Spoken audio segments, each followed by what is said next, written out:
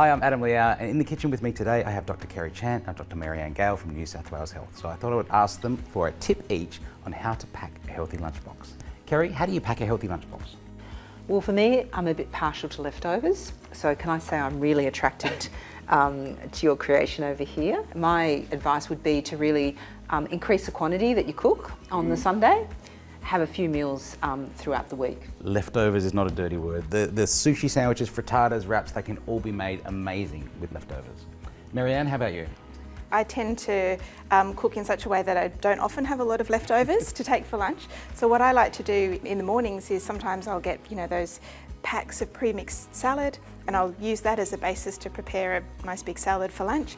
Or sometimes I might make a quick omelette and put in, whatever I find in the fridge into an omelette, always with a bit of chilli because I love some spice, and I throw that in there, and that'll be my lunch. Yeah, not everyone has a lot of time to prepare a lunchbox. I would say things like fruit come pre-packaged with all the things you need to take along. So even if it can't be a full lunch, taking along a few little things to snack on can be just as good.